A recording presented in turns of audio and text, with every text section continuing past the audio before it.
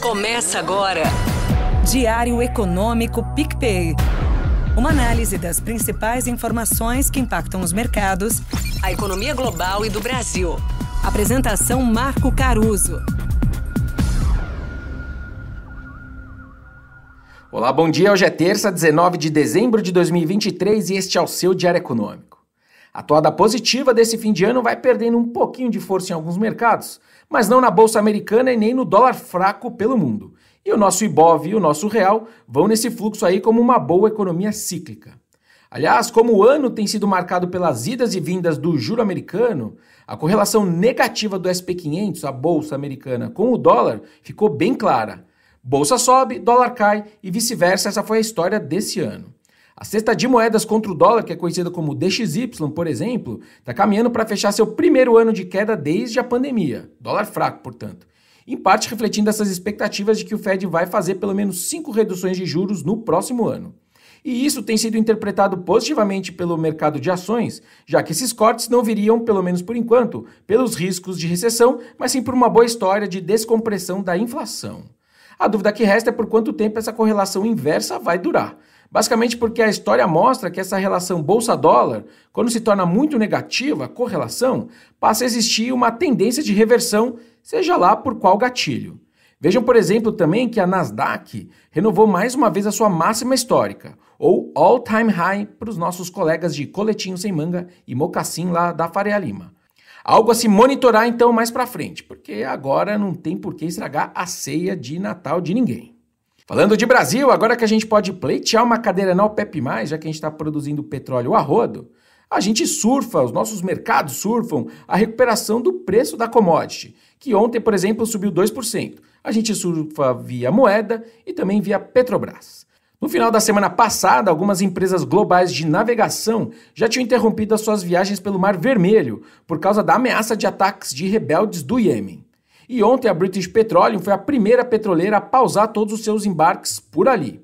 O estreito de Bab el-Mandeb, com perdão aí pelo meu árabe de Novo Horizonte, é porta de entrada para o Mar Vermelho, que separa ali o Iêmen, onde o Irã financia esses terroristas, e o continente africano.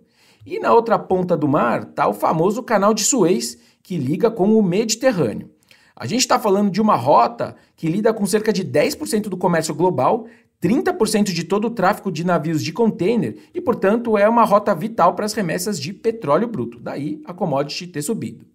É preciso entender a extensão dessa pausa, mas já tem notícias de que os Estados Unidos e outros países já estão criando uma força-tarefa para proteger os navios que transitam por lá e, quem sabe, normalizar as coisas. Bom, mas para o dia o destaque maior fica com a ata da última reunião do nosso Copom. Além do comunicado da semana passada, eu já trouxe aqui para vocês, né? Mas eu vi um tom relativamente conservador do comitê, dada a melhora do cenário internacional e da inflação corrente também. Me diz a inteligência artificial, que lê o sentimento da escrita do documento do Copom, que o BC de fato adotou um tom compatível com cortes de 50 da Selic. Mas, historicamente, essa mesma inteligência artificial também me diz duas coisas.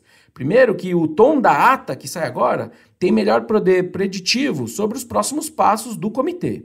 E também que até a reunião de junho, as atas tinham um linguajar sistematicamente mais brando, sinalizando menos juros do que os comunicados. Então vamos ver. Coincidência ou não, hoje versus quarta-feira passada, o mercado passou a precificar quase 30% de chance de redução mais agressiva da Selic na próxima decisão, contra uns 10% lá no pré-Copom. Enfim, a gente vai ver daqui a pouco.